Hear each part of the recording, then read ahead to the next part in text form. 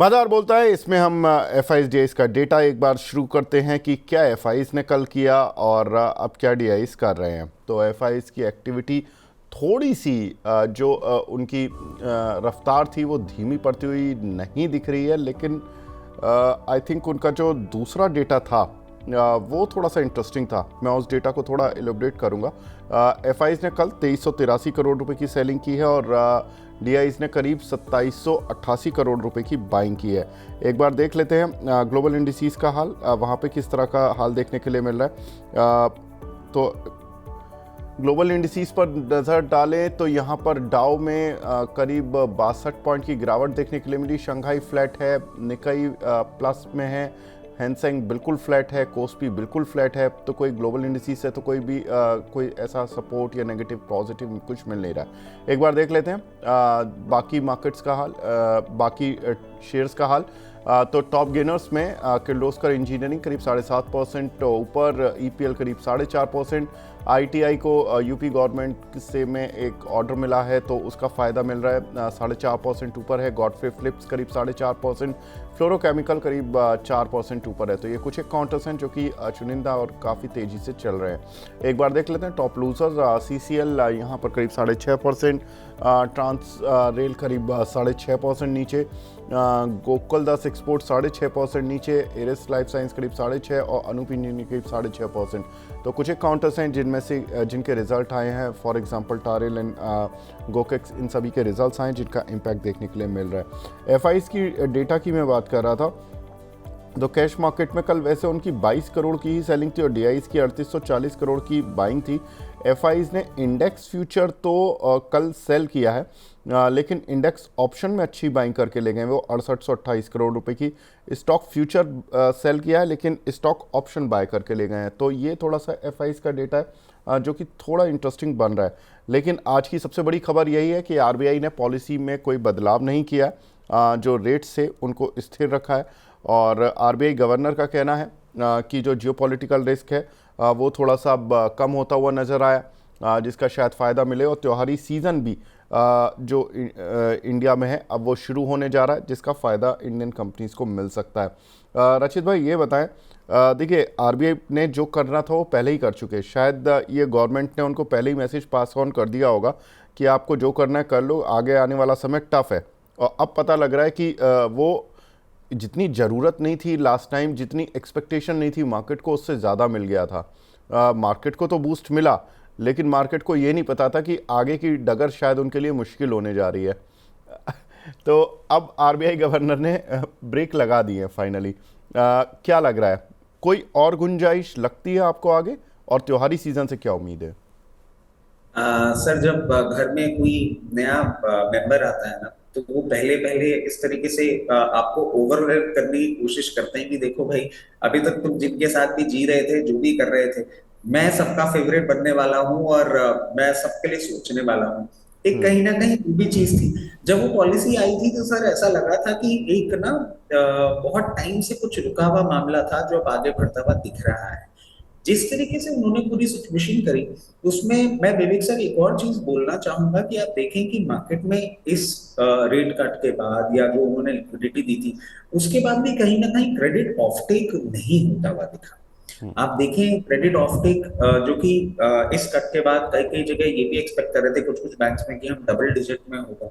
आप देखें best of the best banks भी आपके सिंगल डिजिट में ही क्रेडिट ऑफटेक अपना जो ग्रोथ है वो रजिस्टर कर पाए हैं। उसके बाद क्या होता है सर, रिजल्ट्स आते हैं और रिजल्ट्स में भी आप देखें बहुत टेपिड परफॉर्मेंस देखने को मिलता है। और हर कंपनी जो रिजल्ट दे रही है वो नेक्स्ट क्वार्टर की बात नहीं कर रही है, वो सेकेंड हाफ की बात कर रही है। और वो सेकेंड हाफ की जो बात हो रही है वो कहीं ना कहीं दिखा रही है कि सब लोग ना फेस्टिव सीजन पे ही काउंट अपॉन कर रहे हैं। और वो चीज को देखते हुए एक हल्का सा था मन में कि कहीं ना कहीं आरबीआई गवर्नर लिक्विडिटी को एनहांस करने के लिए रेट्स वहीं रखते हुए, लिक्विडिटी को एनहांस करते हुए कुछ बात कह दें। मगर वैसा कुछ भी नहीं हुआ। कहीं ना कहीं ऐसा लगता है कि वो भी शायद second half of the year जो फेस्टिव सीजन है उसी का वेट कर रहे हैं। तो उस हिसाब से इनलाइन है सर। मेरे हिसाब से पूरी प्रॉपर पॉलिसी जो वो दे सकते थे वो उन्होंने दी है। अब देखते हैं नेक्स्ट पॉलिसी में वो कैसे बिहेव करते हैं। और सेकेंड हाफ में हमारे बैंक्स और बाकी के पूरे सेक्टर्स हैं वो कैसे परफॉर्म करते हुए देखते हैं। एक चीज उनकी मुझे बहुत अच्छी लगी, जो उन्होंने बोला कि आप देखें फूड इन्फ्लेशन के बारे में कि वो नेगेटिव पर जा रहा है। मॉनसून के बाद फूड इन्फ्लेशन आपका ऐसा रहना, कहीं ना कहीं जो उनके इन्फ्लेशन के टारगेट्स है उसके साथ ही चल रहा है, ये एक अच्छा फैक्टर है। और मैं समझता हूँ कि फूड इन्फ्लेशन का कम होना और कोर इन्फ्लेशन का बढ़ना, जो कि आपके एक ग्रोथ को डायरेक्शन देती हुई जो चीज दिख रही है, वो उनका जो कमेंट्री था वो थोड़ा सा ऐसा लग रहा है कि now he is in sync with the system. और सिस्टम अगर उनके प्रेडिक्शन और उनके हिसाब से ही चल रहा है तो आने वाले समय में आपको थोड़ा सा बेटरमेंट होता हुआ दिख सकता है। बिल्कुल, उन्होंने कहा भी है कि जो थोड़ा बहुत कोर इन्फ्लेशन बढ़ा है वो थोड़ा गोल्ड प्राइस के बढ़ने की वजह से जून में देखने के लिए मिला। और इन्फ्लेशन का आउटलुक थोड़ा सा उनको लग रहा है कि अब जो अनफेवरेबल बेस इफ़ेक्ट था, जो बेस इफ़ेक्ट था, अब उसकी वजह से इन्फ्लेशन में थोड़ा अपटिक देखने के लिए मिल सकता है। तो ये थोड़ा सा है, लेकिन ऐसी कोई चिंता घबराने वाली बात नहीं है। CPI inflation is likely to edge above 4% in Q4 and beyond. That means कि वो मान रहे हैं कि 4% से ज़्यादा होगा Q4 में। लेकिन रशीद भाई ये भी है कि जब इन्फ्लेशन बढ़ता है तो दैट मीन्स कि डिमांड की वजह से इन्फ्लेशन बढ़ा होगा, सप्लाई तो कहीं से आ नहीं रही। तो यही अच्छी चीज़ है कि अगर RBI को लग रहा है कि भाई महंगाई बढ़ेगी तो महंगाई डिमांड से बढ़ेगी, डिमांड बढ़ जाए इकोनॉमी खुद सुधर जाएगी। बिल्कुल सर, मतलब बोलते हैं ना, inflation are of two types, one is demand side and one is supply side. Demand तो हमने देख ही लिया है, वल्ला ही वल्ला वाली सिचुएशन पे चल रही है सारे सेक्टर्स में। तो सप्लाई साइड का अगर आपका कुछ होता है ऐसा कुछ, मतलब बेसिकली अब देखने वाली बात यह है कि this particular inflation which will come in, वो अगर हमारी ग्रोथ के कारण ही होता है तो एक पॉजिटिव इन्फ्लेशन है सर। वो बोलते हैं ना दाग अच्छे हैं। अब अच्छे दाग ही अगर लगते हैं तो सेकंड क्वार्टर में, सेकंड हाफ ईयर में हम समझते हैं इकोनॉमी आपकी रिकवर करनी चाहिए। ठीक है, कुछ और खबरों की तरफ बढ़ते हैं। वैसे मैं RBI गवर्नर की पॉलिसी को एक मिनट में जल्दी से बता देता हूँ। उन्होंने इन्फ्लेशन पे तो जो बातें कही हैं वो हमने बताई दी हैं आपको, लेकिन उनको लगता है कि FY26 inflation seen at 3.1%, CPI inflation in Q2 seen at 2.1%, Q3 में 3.1 और Q4 में 4.1। तो Q2 थोड़ा सुस्त रहेगा इन्फ्लेशन के लिहाज से, और बाकी Q3 Q4 में इन्फ्लेशन बढ़ना शुरू हो जाएगा। दैट मीन्स कि सेकंड हाफ, जैसा रचित भाई भी बोल रहे हैं कि थोड़ा सा इन्फ्लेशन साइड पर ठीक रहेगा, लेकिन ठीक है, ये डिमांड साइड इन्फ्लेशन ज़रूरी भी है इकोनॉमी को रन करने के लिए। दूसरा, GDP ग्रोथ उनको FY26 में 6.5% रखता है, और Q1 में जो GDP ग्रोथ है वो उनको लगता है 6.5% आएगी। इस महीने के अंत पे Q1 GDP डेटा आपको मिल भी जाएगा। Q2 GDP 6.7, Q3 में GDP 6.6 और Q4 में GDP ग्रोथ 6.3। तो ये डेड इकोनॉमी हमारी जो डोनाल्ड ट्रंप के हिसाब से वो 6-6.5% ग्रो करने वाली है इस साल भी।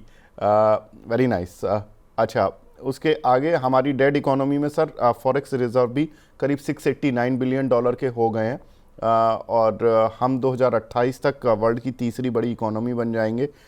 धीरे धीरे ही सही, मर मर के ही सही उनके हिसाब से, लेकिन बन जाएंगे। ठीक है, और हमारा रुपया भी US डॉलर के अगेंस्ट मजबूत हो रहा है। पता नहीं इसको स्वस्थ कैसे कहते हैं। फॉरेक्स रिजर्व बढ़ रहे हैं, रुपया बढ़ रहा है, रुपया मतलब स्ट्रेंथ आज तो कम से कम हो रहा है। मैं इंट्राडे पे बात करूंगा, बाकी GDP ग्रोथ 6.5% है, इन्फ्लेशन कंट्रोल में, और उनके यहाँ कुछ भी कंट्रोल में नहीं है, वो खुद कंट्रोल में नहीं है। सर बता दीजिए। सर एक्चुअली क्या है, देखिए अब अपने देश में भी ना कुछ लोग हैं जो थोड़े कम पढ़े लिखे हैं, जो थोड़ा कम समझते हैं। मतलब मैं अपने जैसे लोगों की बात कर रहा हूँ, कई कबार क्या है वो फूल और फूल में कंफ्यूज हो जाते हैं कि वो हिंदी वाला फूल जो अपने बाग में उगता है या वो अंग्रेजी वाला फूल जो कि अमेरिका में आपको देखने को मिलता है। थोड़ा सा कंफ्यूजन हो जाता है सर कई बार फूल और फूल में। और सर इनकी ना हिंदी थोड़ी कमजोर है। इन्होंने एक्चुअली डेढ़ बोलने की कोशिश करी थी कि इंडियन इकोनॉमी जिस तरीके से प्रोग्रेस कर रही है आने वाले समय में 1.5 गुना हो जाएगी। उनके मुंह से डेड निकल गया। हिंदी थोड़ी वीक है ना सर उनकी, इसलिए उनको एक बेनिफिट ऑफ डाउट दे देना चाहिए। वैसे तो उनके दिमाग के बहुत सारे तार हैं जो मिसप्लेस हो रखे हैं इधर उधर, बट ये भी मेरे को लगता है उसी का एक पार्ट है तो इतना ज्यादा लेने वाली बात नहीं है सर। जब पहली बार मैंने सुना था तो एक बार तो मुझे भी थोड़ा सा गुस्सा आया था, और तब मैं सुमित सर के साथ ही शो कर रहा था, और तब ये बात भी मैंने बोली थी कि भाई ये कुछ अब कुछ अपना ना लेवल कुछ ज्यादा ही क्रॉस कर रहे हैं। बट अब लगता है सर ठीक है, कोई बात नहीं, अब इतनी जगह इतनी नाक कटा चुके हैं, थोड़ी सी और सही चलने दीजिए, कोई परेशानी वाली बात नहीं। सही है। आगे बढ़ते हैं सर, कुछ और खबरों की तरफ, क्योंकि खबरें बहुत सारी हैं और डोनाल्ड ट्रंप तो खबरों के मास्टर हैं। भारत पर अगले 24 घंटे में टैरिफ बढ़ाएंगे, डोनाल्ड ट्रंप ने बोला है। भारत अच्छा ट्रेडिंग पार्टनर भी नहीं है उनके हिसाब से, भारत सबसे ज़्यादा टैरिफ लगाता है। फिर उन्होंने ना सिर्फ धमकी भारत को दी, उन्होंने फार्मा सेक्टर को भी दे डाली। फार्मा सेक्टर को ट्रंप की धमकी ये मिली है कि 250% तक टैरिफ लेकर जाना है। हालांकि शुरुआत में हल्का टैरिफ लगाएंगे, अगले 1 से 1.5 साल में टैरिफ को 150% तक लेकर जाना है। 1.5 साल के बाद 250% तक टैरिफ लगेगा, और कह रहे हैं कि हम दवाएं केवल अपने देश में बनाना चाहते हैं। चलिए ठीक है, लेकिन जो सबसे पहली बात जो डोनाल्ड ट्रंप कह रहे हैं कि भाई हम भारत पर टैरिफ लगाएंगे, बढ़ाएंगे, और दूसरा कि भारत अच्छा ट्रेडिंग पार्टनर नहीं है और भारत दुनिया में सबसे ज़्यादा टैरिफ चार्ज करता है। मैं ज़रा उनको एक डेटा अगर किसी तरह से पहुंच जाए, वैसे तो ये डेटा कल मीडिया सर्कल में शुरू हो चुका था, तो उसके बारे में दिखा देते हैं कि इंडिया का टैरिफ सिंस 1990 और इन हाई टैरिफ कंट्रीज़। तो इंडिया में जो ये कह रहे हैं कि दुनिया में सबसे ज़्यादा टैरिफ हम लगा रहे हैं। बांग्लादेश 10.5% वेटेड एवरेज टैरिफ लगाता है, इंडोनेशिया करीब 5.7, यूरोप करीब 5%, वियतनाम करीब 5.1 और इंडिया आता 4.6% पर। दैट मीन्स कि उनके जो सबसे अच्छे दोस्त हैं यूरोप वाले, वो हमसे ज़्यादा टैरिफ लगाते हैं, और उनका कहना है कि हम ज़्यादा टैरिफ लगा रहे हैं। चलिए, और इंडिया ने टैरिफ की नीति कैसी बना रखी है, तो इंडिया का टैरिफ देख लेते हैं। सिंस 1990 वेटेड एवरेज जो टैरिफ हमारा हुआ करता था 56% हुआ करता था 1990 में। हमारी इकोनॉमी को रिफॉर्म किया उस समय तत्कालीन प्रधानमंत्री मनमोहन सिंह जी ने, जिनकी शानदार विदेश नीति थी। उन्होंने इंडियन इकोनॉमी को ओपन अप किया। उसके बाद धीरे धीरे करके हमारे यहाँ पर टैरिफ कम हुआ, 2000 में 26.5%, और अब 2010 के बाद हमारा टैरिफ जो है वेटेड एवरेज टैरिफ वो डबल डिजिट से भी घट के 4.6% पर आ चुका है। रचित भाई, ये ट्रंप को या तो डेटा ठीक नहीं दे रहे या वो खुद डेटा रीड ठीक से नहीं कर रहे। अब तो ये एक चीज़ क्लियर हो गई है, और ये डेटा किसी और ने नहीं दिया सर, ये वर्ल्ड बैंक के और इस तरह की बड़ी बड़ी ऑर्गेनाइजेशंस के डेटा, ये हमारे किसी एनालिस्ट या किसी और लोकल ऑर्गेनाइजेशन का डेटा नहीं है। अब ये बताएं रचित जी, ये मतलब हमारे ऊपर टैरिफ लगा भी देंगे, अगर देखिए 24 घंटे में, अब मेरे ख्याल से 12 घंटे तो बात को हो भी गए हैं जो उन्होंने बोली थी, तो अब अगले 12 घंटे स्टॉक मार्केट के ट्रेडर्स इन सब टिक टिक वॉच वाली कहानी चल रही होगी। कितने टैरिफ के लिए तैयार रहे, कितने इम्पैक्ट के लिए तैयार रहे, और ये जो सब हरकतें वो हुई हैं, जो उन्होंने बातें बोली हैं, उसके पीछे डेटा हमने दे दिया, इसका क्या इम्पैक्ट होगा, तीनों बता दीजिए। सर देखिए, इससे पहले ना मैं आपसे एक गुजारिश करूंगा। देखिए, आप बहुत टाइम से हैं इस इंडस्ट्री में, और आपका बहुत कनेक्शन है इंडस्ट्री में। एक छोटी सी बात पता लग जाए अगर सर, कि ये ट्रम्प साहब के ना मैथ्स में मार्क्स कितने आते थे, अगर इस चीज का थोड़ा सा आइडिया लग जाए ना, तो हम बाकी की सारी चीजें तो क्या खुद ही इवेलुएट कर लेंगे। मुझे लगता है मैथ्स का मामला उनका थोड़ा कमजोर है, पहली बात। दूसरी बात सर, एक बेसिक हम कंसेप्ट समझ लेते हैं। Anything over and above 20 to 25%, even 25% tariff, it doesn't make any sense for us to export anything over there. और इसके पीछे का मैं कारण बताता हूँ सर। जो अभी वहां का इकोनॉमी का भी हाल चल रहा है ना, आप अगर 20 से 25% टैरिफ में हमारे, क्योंकि सर हमारा बहुत ज्यादा ना गुड्स का एक्सपोर्ट एसेट कुछ है नहीं वहां पे। थोड़ा बहुत जो है वो जेम्स एंड ज्वेलरी का है, थोड़ा बहुत आपका जो गारमेंट्स है और क्लॉथ है इसका है, थोड़ा बहुत इलेक्ट्रॉनिक्स का है। अगर इससे ज्यादा परसेंटेज हाइक हो जाता है ना, तो वहां की कंपनीज के लिए ही वाइबल नहीं रहेगा। मतलब अभी तो हम ये सोच रहे हैं कि हम माल बेचेंगे कैसे, अगर हमारा खरीदार ही खरीदने की पोजीशन में नहीं बचेगा ना, तो सर कोई सेंस नहीं बनेगा। तो उस हिसाब से तो ये कुछ भी कर लेंगे। एनीथिंग अबव 20-25% जो ये टैरिफ की बात कर रहे हैं ना, इनको फिर जो फिगर करना हो, हम वाइबल ही नहीं बचेंगे, वो खरीदने लायक वो लोग नहीं बचेंगे, तो सर बात वहीं खत्म हो जाती है। अभी जितनी भी बातें करेंगे ना, इनको कर लेने दीजिए। और मैं समझता हूँ मार्केट अब बहुत मैच्योर हो गया है।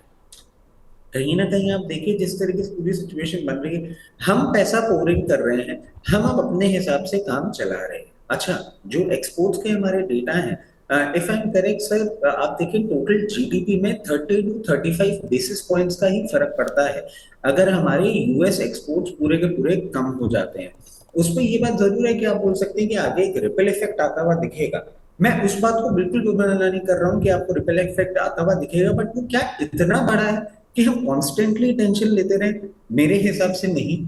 और मेरे हिसाब से ये 25% टैरिफ पे ही ना, जो सिचुएशन हो चुकी है, मार्केट्स जिस तरीके से रिएक्ट कर रहे हैं, कहीं ना कहीं वो इस चीज की ही तैयारी कर रहे हैं कि यूएस के साथ अगर हमारा काम बिल्कुल ही बंद हो जाता है तो और ऑल्टरनेट मार्केट्स में हम कैसे क्या बिजनेस कर सकते हैं। और सर इससे ज्यादा इंपॉर्टेंट चीज, मैं आपसे एक चीज बोलता हूँ कि आपको मैं अभी बोलता हूँ, सर मुझे पसंद नहीं है आप सुमित सर के साथ बात करते हैं, मुझे बिल्कुल अच्छा नहीं लगता, और अगर आप सुमित सर के साथ बात करेंगे तो मैं शो पे आना बंद कर दूंगा।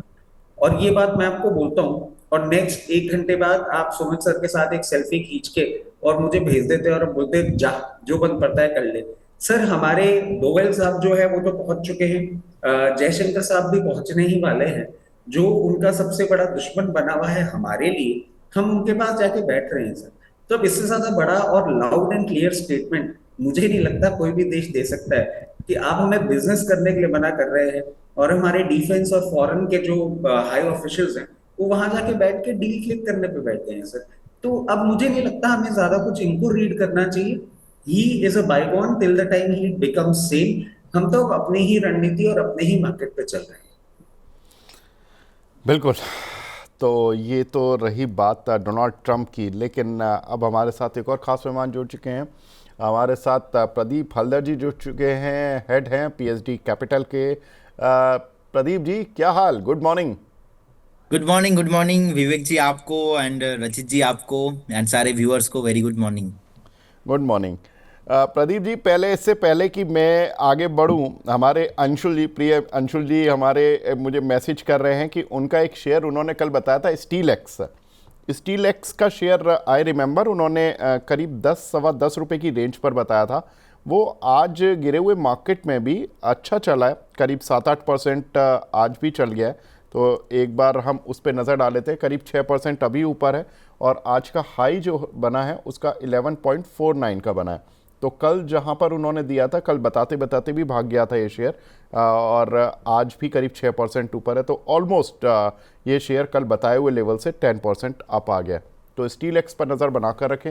हालांकि छोटा शेयर है, 10-11 रुपये की रेंज का है, लेकिन कल ऐसे मार्केट में अगर देखिए पैसा आना है, पैसा आ जाए, कंपनी के रिजल्ट आए थे, रिजल्ट ठीक ठाक आ गए थे, उसके बाद शेयर 6% चल गया। Very interesting. तो अंशुल जी मैसेज कर रहे हैं कि सर ये शेयर चल गया, तो ज़रा दिखा दें स्क्रीन पर स्टील एक्स। अगर पीसीआर टीम तैयार है तो बिल्कुल देखिए 6% ऊपर स्टील एक्स का शेयर। तो यहाँ पर नज़र बना कर रखें आप। आगे बढ़ते हैं।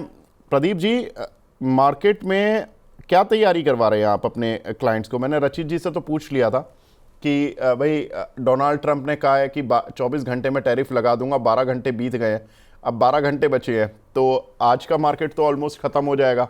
हो सकता है मार्केट के बीच में कहीं ब्रेकिंग भी आ जाए कि 100% लगा दिया कि 250% लगा दिया। तो क्या तैयारी है? देखिए सर, अभी हमारे जो क्लाइंट है उनको हमने यही बताया कि नेक्स्ट लास्ट 3 से 4 दिन हम ज्यादा कोई ट्रेड नहीं दे रहे, देखेंगे। अभी बैंक निफ्टी 55,250 के आसपास चल रहा है। सो लास्ट मंथ का जो एक लो था ऑलमोस्ट एक 13 जून के आसपास, ऑलमोस्ट 55,100 के आसपास है। तो मुझे लगता है कि अगर 55,000 को होल्ड नहीं कर पाता है तो इस केस में और थोड़ा मार्केट जो है यहाँ पे करेक्शंस देखने को मिल सकता है बैंक निफ्टी में। उस केस में आपको inter private bank, PSU bank पे भी एक सेलिंग प्रेशर देखने को मिल सकता है। निफ्टी में मेरा एक ही स्टेटमेंट रहा है लास्ट 1 महीने में, 2 महीने में, कि 24,450 से लेके 24,500 के आसपास एक सपोर्ट है। अब देखिए अभी डे लो के आसपास ही ऑलमोस्ट है, तो अभी 100 पॉइंट ही दूर है, तो मेक और ब्रेक जोन के आसपास ही है। तो इसीलिए इंडेक्स लेवल पे अभी कुछ व्यू तो नहीं है, कुछ पोजीशंस नहीं है।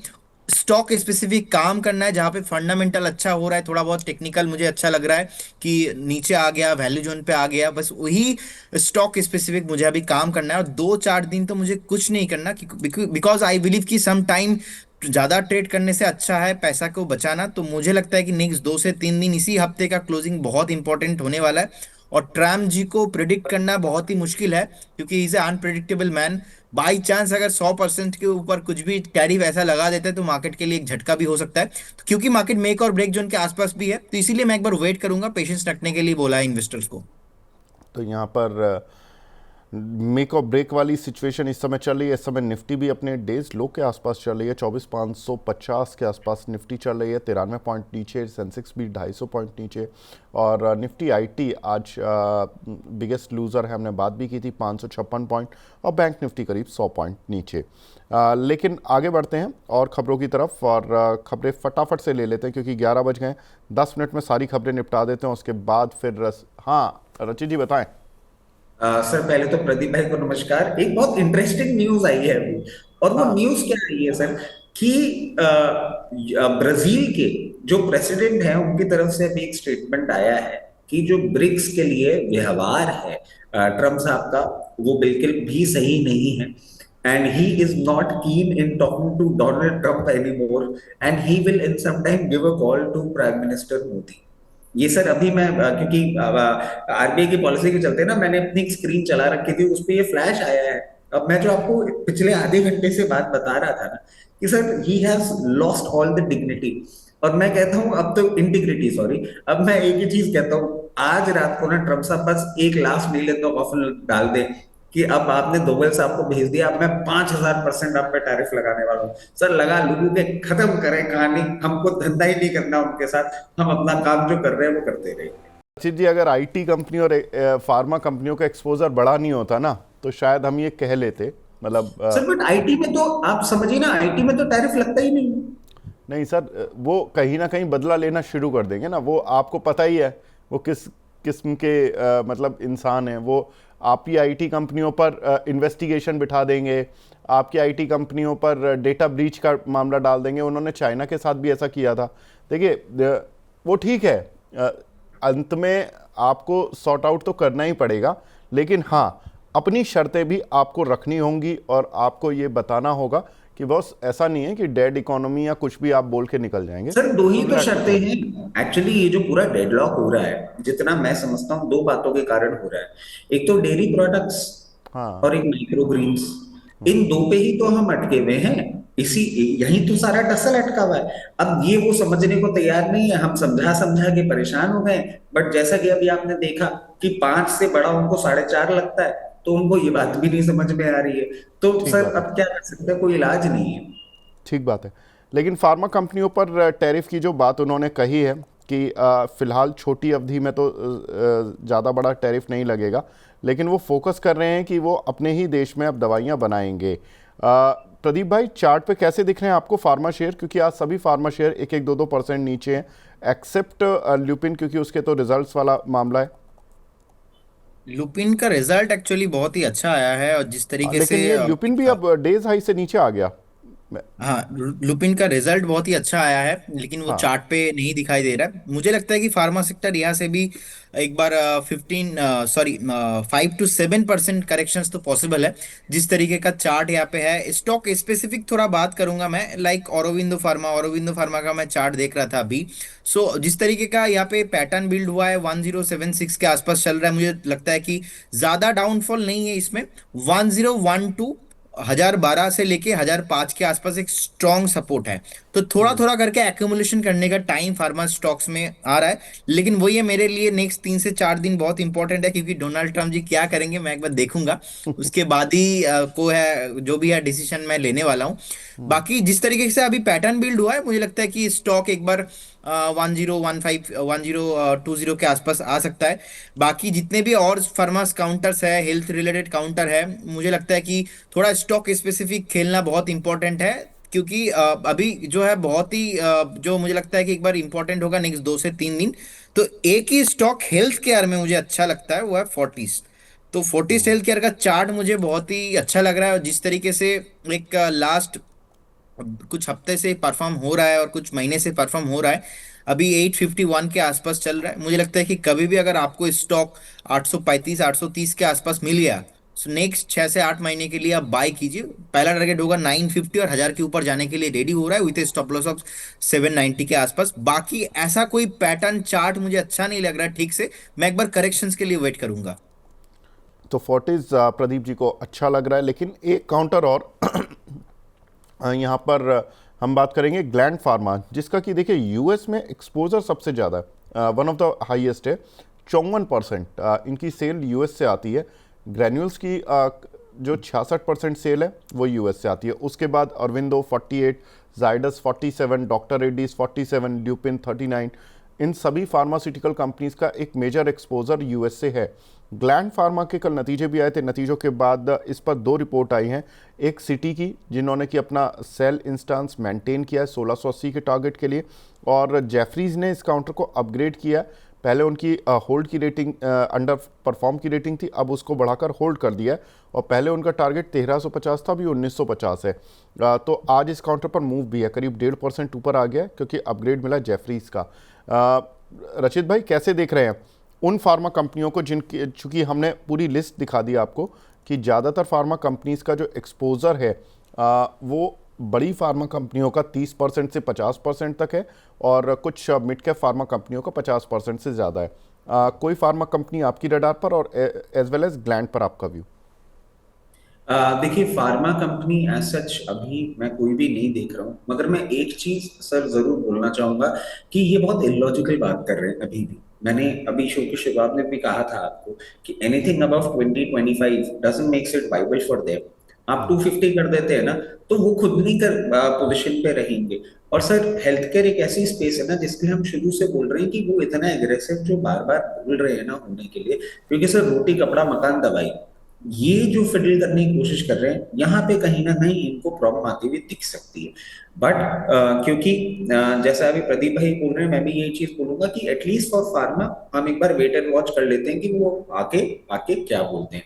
हेल्थ केयर स्पेस में सर यहाँ पे चीज थोड़ी सी बदलती हुई आपको जरूर दिख सकती है, क्योंकि अब देखें कि आप टैरिफ की बात कर रहे हैं, सारी चीजें कर रहे हैं, बट जिस तरीके से अब डॉलर मेंटेन कर रहा है और रुपया जिस लेवल्स पे ट्रेड कर रहा है, अगर ये और थोड़ी टिंकरिंग करते हैं और हमारा रुपया थोड़ा और वीक होता है, तो हेल्थ केयर स्पेस में हम कुछ ना कुछ इंटरनेशनल बिजनेस भी बढ़ता हुआ देख सकते हैं। वो थोड़ा सा एक medium to long term story है, too early to comment, but हाँ, हेल्थ केयर स्पेस में थोड़ा सा पॉजिटिव हो सकता है। फार्मा में अभी थोड़ी दूरी बना के रखेंगे। ग्लैंड फार्मा की अगर हम बात करें, जिस तरीके से ये मूव कर रहा है, मैं समझता हूँ at the very face of it कोई बहुत बड़ी प्रॉब्लम नहीं दिख रही है। अभी 1995 रुपए चल रहा है। टिल द टाइम 1850 के ऊपर ये मेंटेन करता है, ये वापस आपको एक बार जाता हुआ दिख सकता है 2120, और उसके बाद आपको जाता हुआ दिख सकता है 2360 तक।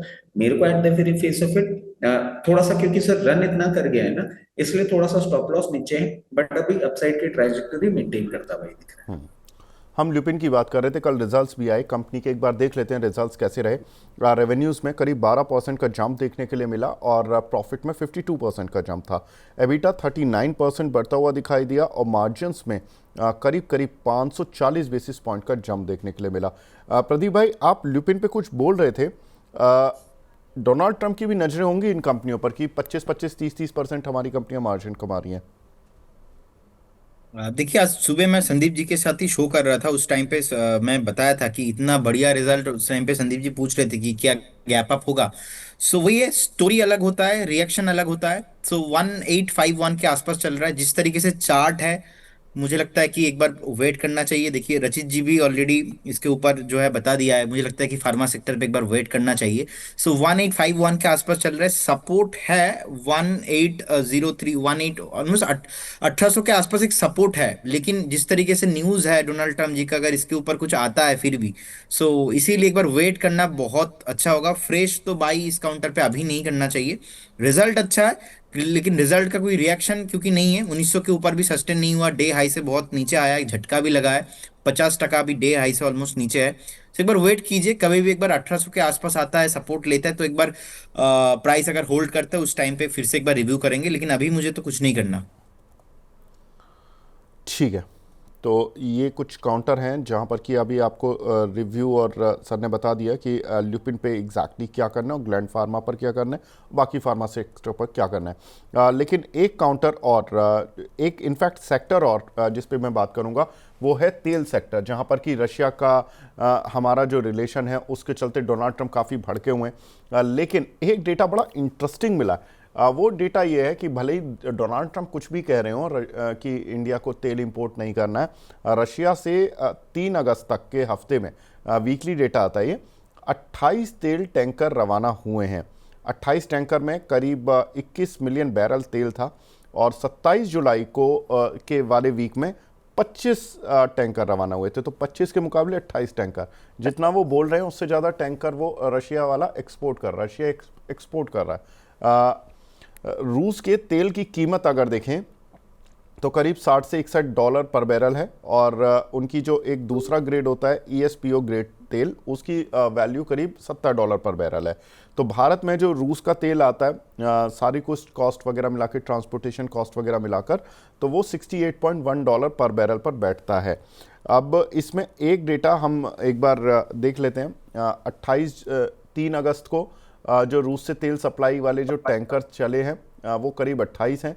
27 जुलाई वाले हफ्ते में 24 और 20 जुलाई वाले हफ्ते में 31 टैंकर चले। तो 20 जुलाई वाले वीक से अगर कंपैरिजन करेंगे तो टैंकर्स थोड़े कम हुए हैं, लेकिन 27 जुलाई और 3 अगस्त यहाँ पर मेजर डिफरेंस आया कि यहाँ पर टैंकर्स और ज़्यादा बढ़ गए हैं। प्रदीप भाई ये बताएं, ये जो टैंकर्स की संख्या बढ़ रही है, हम जितना तेल इंपोर्ट करते जा रहे हैं और हम अभी भी ट्रंप की धमकियों से सच डरे नहीं हैं, क्योंकि ये डेटा बता रहा है ब्लूमबर्ग का। आपको क्या लग रहा है ऑयल मार्केटिंग कंपनीज पर एक तरफ डोनाल्ड ट्रंप का डर है, दूसरी तरफ एक्चुअल डेटा है, क्या हावी रहेगा? देखिए, डोनाल्ड ट्रम्प का डर तो है, लेकिन अभी भी प्राइस एक्शंस पे टू बी वेरी ऑनेस्ट मुझे नहीं दिख रहा है चार्ट में अभी भी। क्योंकि जिस तरीके का आप देखेंगे, लाइक आईओसी अभी 141 के आसपास चल रहा है। सो लगातार हमने देखा है कि 153 से थोड़ा बहुत नीचे आया है 141 के आसपास, लेकिन 132 133 के आसपास मुझे लगता है कि 133 पे एक स्ट्रॉन्ग सपोर्ट है। आप हिंद पेट्रो को भी अगर देखेंगे 400 के आसपास है, एक वीकली सपोर्ट है ऑलमोस्ट 390 के आसपास, वीकली 200 डीएमए का सपोर्ट है एंड डेली 200 डीएमए नहीं, वीकली। सो बहुत ही स्ट्रॉन्ग सपोर्ट है 385 से लेके 390 के आसपास। सेकंड, अगर हम बीपीसीएल को भी देखेंगे 316 के आसपास है। बीपीसीएल थोड़ा बहुत ऊपर से हल्का हुआ है क्योंकि रिसेंटली बहुत सारा अब जो है एक मोमेंटम बना के लास्ट हमने देखा है कि ऑलमोस्ट 240 से लगातार भागते हुए 356 हुआ था। सो इतना ज्यादा करेक्शंस मैं ऐसे ऑयल सेक्टर्स में, काउंटर्स में मैं नहीं देख पा रहा हूं अभी तक, तो चार्ट में नहीं है फिलहाल। बीपीसीएल मुझे लगता है कि अभी जो अब 316 के आसपास चल रहा है, एक बार आपको मिल सकता है 305 300 के आसपास, वो थोड़ा बहुत खराब सिचुएशंस के लिए। और हिंदुस्तान पेट्रोलियम पे भी सेम चीज है, 400 के आसपास चल रहा है, मुझे लगता है कि सपोर्ट के आसपास आ चुका है, लेकिन आईओसी में उतना ज्यादा मैं एक्सपेक्ट नहीं कर रहा हूँ कि नीचे आ सकता है। तो ये जो तीनों काउंटर है और भी जितने काउंटर है सभी स्ट्रॉन्ग मोमेंटम है। मेक श्योर 2 4 दिन, 5 दिन, 10 दिन, 15 दिन के लिए नहीं है। ऐसे काउंटर्स में अगर आपका निवेश है तो एटलीस्ट 6 से 8 महीने का व्यू रखना चाहिए। और मैं ज्यादा यहाँ से अभी भी जो है गिरावट, डाउनफॉल मैं नहीं देख पाता हूँ। मुझे लगता है कि सपोर्ट से स्टॉक घूमने का पॉसिबिलिटीज बहुत हाई है और स्टॉक मोमेंटम में ही अभी है। अगला रिजल्ट मैं बात करूंगा भारतीय एयरटेल का, जहां पर कि कल मार्केट बंद होने के बाद नतीजे आते हुए दिखाई दिए थे। कंपनी के नतीजे इनलाइन थे कुछ चीज़ पर और कुछ चीज़ों पर बेटर थे। रेवेन्यू 3.5% बढ़ा, inline with estimates. Net profit better than estimate, क्योंकि 52% गिरा है, लेकिन मार्केट की एक्सपेक्टेशन थी 5700 करोड़ के प्रॉफिट की। उसमें कुछ एक्सेप्शनल आइटम और वन ऑफ होते हैं जिसकी वजह से नेट प्रॉफिट आपको घटता हुआ दिखाई दे रहा है, क्योंकि एक्चुअल तस्वीर आपके सामने अब आएगी। एबिटा जब आप देखेंगे जो कि 3% बढ़ा है, ऑपरेटिंग प्रॉफिट इसका 3% बढ़ा है, जो कि बेटर देन स्ट्रीट एस्टीमेट्स था। और जो मार्जिन्स हैं वो भले ही 56.3% आए हैं एज़ कम्पेयर टू 56.4, लेकिन ये स्ट्रीट की एक्सपेक्टेशन से बेटर है। रचित भाई, भारतीय एयरटेल काउंटर तो पॉजिटिव है गिरी हुई मार्केट में, लेकिन काफ़ी सारे पॉजिटिव सेशन ये देखकर आ चुका है, तो अभी पॉजिटिविटी और बची है या नहीं? देखिए सर, रिजल्ट्स के पहले जिस तरीके से ये मूव कर गया था उसके बाद थोड़ा कूल ऑफ भी किया, और अभी मैं समझता हूँ आपको और कूल ऑफ करता हुआ दिख सकता है, और ये कूल ऑफ करके कहीं ना कहीं सेटल होगा 1880 के आसपास। वहां पे आपके लिए थोड़ा सा एक बेटर प्रोपोजिशन होगा अगर आप इसमें पोजीशन बनाना चाह रहे हैं।